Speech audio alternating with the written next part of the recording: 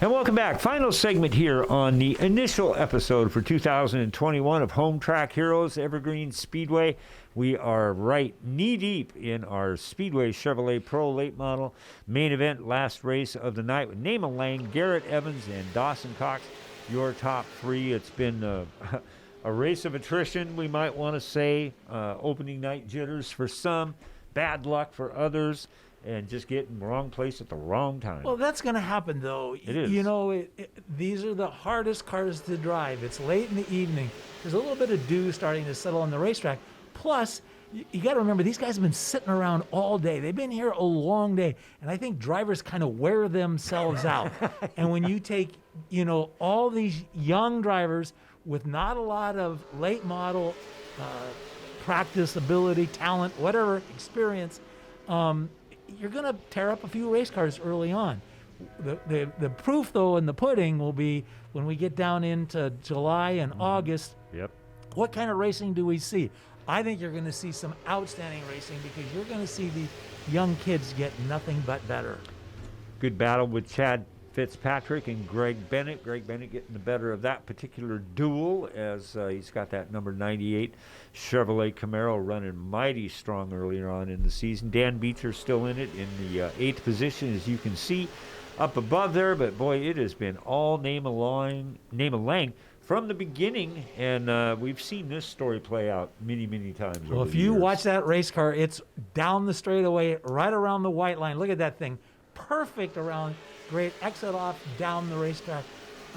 A very, very good handling race car, especially for one that Nema obviously was involved in the setup because his son drove it, but Nema hasn't been in that car a whole bunch. Right. So a very, very nice handling race car.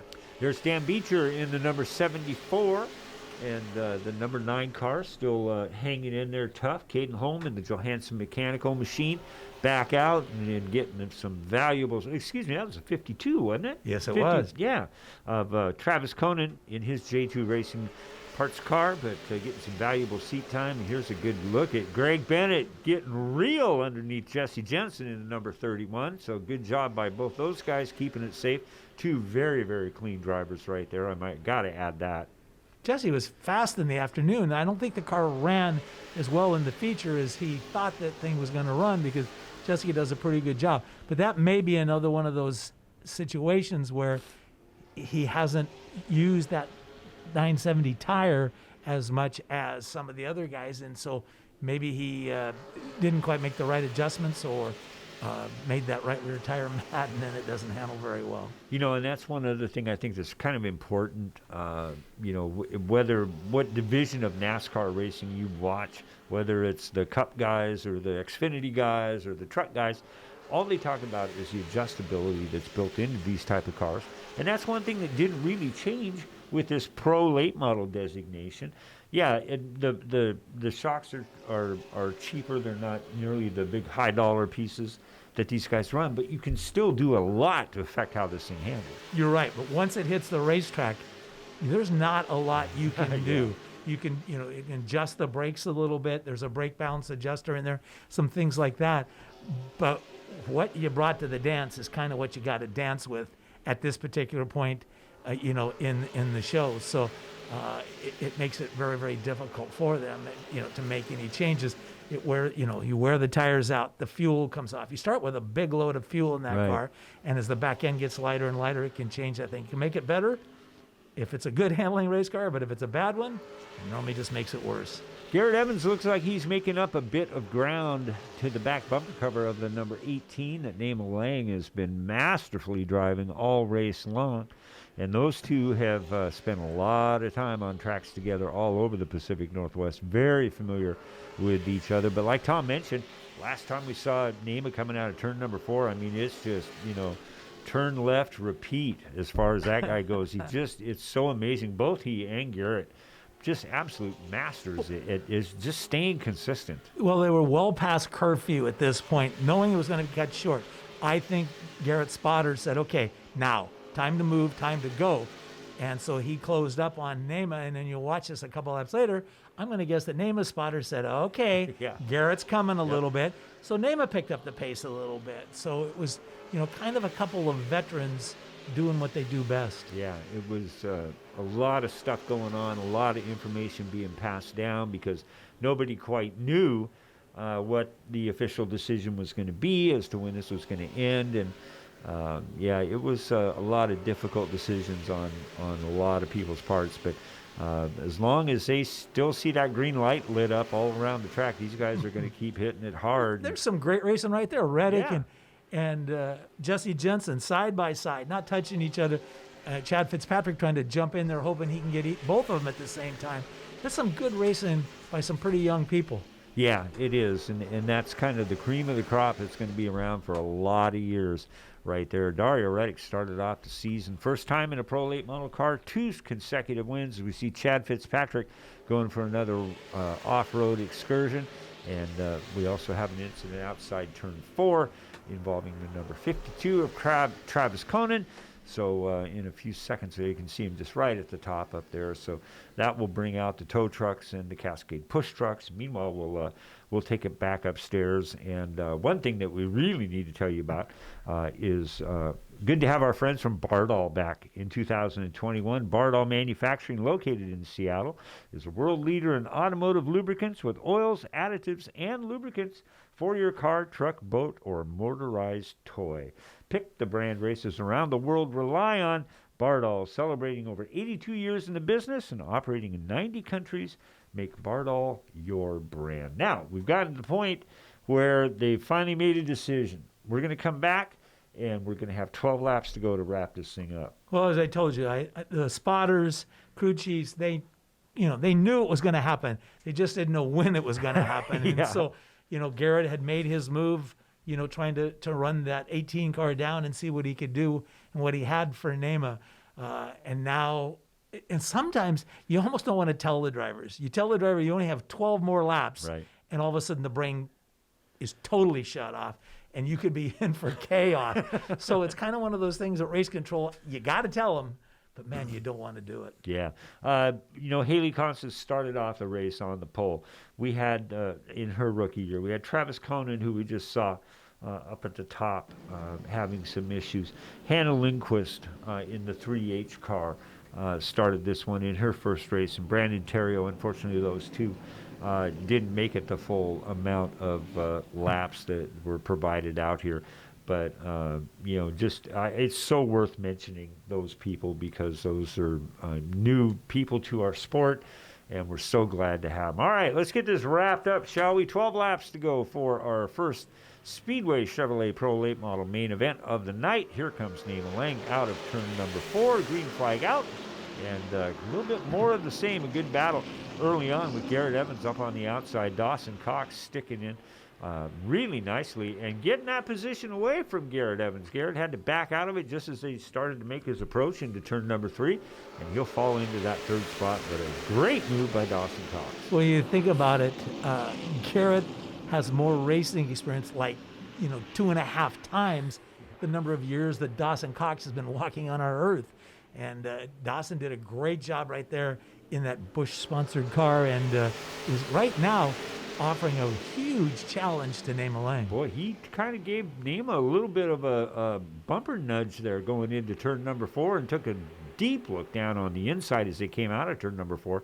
And I'm sure that probably perked Nima up quite a bit. And as we're at 10 laps to go, we should have 9 this time by. And Nima Lang looks like he is in pretty good position to pick up another win. We did not mention that Rob Dees ran afoul of the NASCAR officials under a red flag. There was a red flag violation. It basically is a safety concern, and he was sent to the pits to contemplate his bad decision, I guess, and that's why you're not seeing the 91 car of Dees out there. So we still have in this one, obviously, Nima Lang. We still have Garrett Evans. We still have Dawson Cox. Jesse Jensen is still in this one, along with Dan Beecher.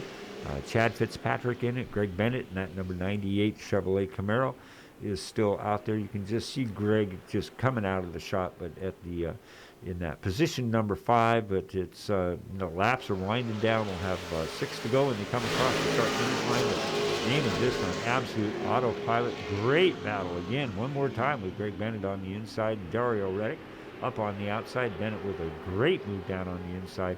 and he'll take over that position in front of the 37 of Reddick. Well, as you can see, I mean, they are all over NEMA. This is the most competition NEMA has seen throughout the main event. And, if you're Dawson Cox or part of Dawson Cox's crew, you got to be nothing but pleased. He drove by Garrett Evans, did it the right way, and he is all over right there. And once he gets a little bit more seat time in that car, he's even going to be tougher. Again. You can right see. Right into the back of NEMA. He's got the chrome horn out, the horn on, and he's going to try and get by him. And NEMA probably just thinking, man, this kid is really, really Wait, good. kid, who are you messing with here? I'm Come going to have on. to step up my game, get this little pest off my back. That's it. But Dawson in that Bush Beer, Bush Light sponsorship through Crown Distributing and just really heightens up that whole division, I think, having a car like that out there. But here we come. We're getting down to the final here with NEMA Lang, with Dawson Cox, Garrett Evans, and in that in that fourth position, Jesse Jensen with a respectable run out here tonight. Yep, you bet. So I think you're going to look at some of these. We're back in a couple of weeks for the late model race, and I think it will be a good one as the white flag waves. Just one more trip around the 3/8 mile oval for NEMA Lang, and there'll be another victory in the books. And I think intentionally kind of made sure he was definitely out enough to get it.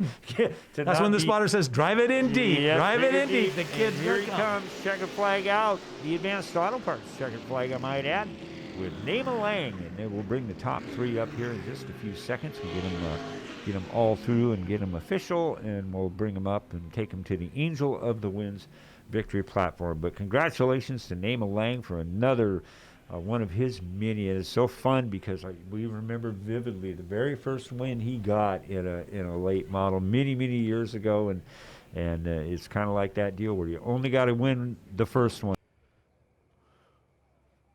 Well, NEMA Lang fans are back in the grandstands, and you're back in victory lane. A couple red flags, a long night overall, but how does it feel getting back in victory lane to start 2021? It's great being back up here.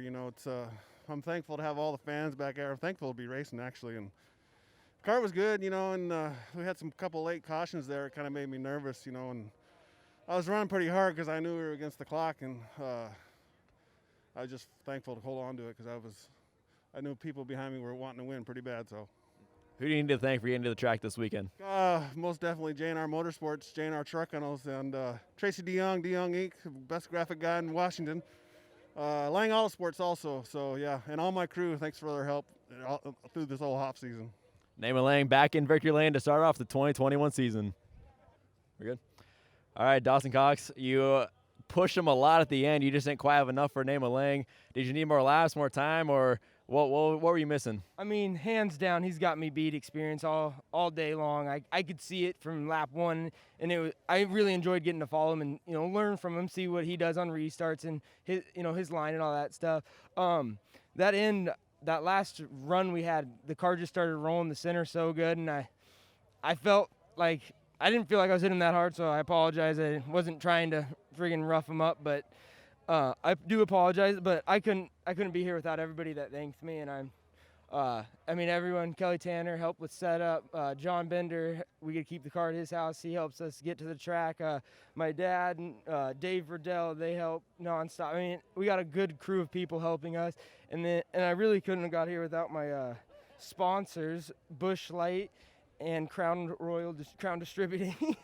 I really appreciate all they've done for us this season, and hopefully we'll get a good season going for them. Yeah, Dawson Cox looks strong in the 7 car. Keep an eye on him throughout the 2021 season. All right, down here, Garrett Evans. Obviously, you have more experience than anyone else in the field. On nights like this where you're just waiting and waiting and waiting, how does that bother you mentally? I didn't. I just have to be out here, happy racing again, happy to see fans in the stands, and looking forward to the next one. Where is the next race for Garrett Evans? For us, it's Wenatchee, April 24th. We run the Pro Late models on Saturday night, and then the Supers on Sunday. Who do you need to thank for the third place finish tonight? I'd like to thank Glenn Knudsen and Chris and all the guys on the crew. Without them, I couldn't do it, Garrett Evans comes home third tonight. Okay, we're back. Thank you, Kyler, for doing a great job all night long down there at the Angel of the Winds victory platform. NEMA Lang picking up another win like we had talked about earlier. It'd be kind of interesting to see where that team goes for 2021. But overall, a great first night of racing. You're right, and as I said, you have so many things to work through, and you spend all winter working on that car. And a lot of these scenarios, it's like every available moment, night, weekends, putting those cars, tear them apart, trying to make them better, putting them back together, and then you go out there, and a lot of times you haven't had any practice because, springtime in the Northwest, the weekend we've had, the weather we've had, Right. makes it very, very difficult. And so you go out there and you jump in the car, and it's difficult to do. Racing is hard. It's difficult. I think they did a great job, and we've got nowhere to go but better and bigger things. Right. And again, the broken record part of the show stands. Still so great to have people in the grandstands. I was down there doing opening ceremonies, and I also want to welcome aboard our new announcer for 2021, a young man by the name of Greg Pyland. His dad, Super Dave Pyland, along with Gary Cressy, back when I started out here in 1998. Boy, those two were the benchmark. And Greg Pyland, I'm so excited about bringing. You'll see him in either this seat or that seat at some point in 2021, and couldn't be happier to do it. We've got a lot of cool stuff coming up. And you've got the first half of the schedule there. Kind of just root through it and pick out what catches your eye. Well, I think obviously next Saturday night, it's the Pro Late models again. It's the Outlaw Figure Eights, the Mini Stocks, the Hornets, the Stinger Eights. I mean, that's going to be a cool program. And I think that if the weather's good, it'll be a good indicator for what the year is going to look like. Got DriftCon coming up on the 17th, 18th of April. The 24th of April, the Granite Sprint Car Series. I think we're going to see some bigger and better numbers, especially if we can get the Canadian border open. Yeah, there's a lot of that's those gonna cars help a come lot. across there. When you get into May 8th, the Rolling Thunder Big Rigs, those guys, a great show of smoke and dust and everything else. So lots of action throughout the year. And like we talked about earlier as we wrap up, get on to evergreenspeedway.com, get on to advancedautoparts.com, bring in vote often, vote a lot, because that's a pretty cool deal. As we wind down our show tonight, thank you so much for being a supporter of Home Track Heroes here on CW11. Check out all the sponsors that you see rolling by your screen. And like Tom mentioned earlier, when you go to those places, mention that you heard about them at Evergreen Speedway. We're going to see you next Sunday night right here on CW11 for another edition of Home Track Heroes. Thanks for being a supporter of Evergreen Speedway. And we'll see you next week, hopefully at the races. Good night, everybody. Good night. Thanks for watching Evergreen Speedway's Home Track Heroes on CW11. Join us next week for more great racing from Evergreen Speedway.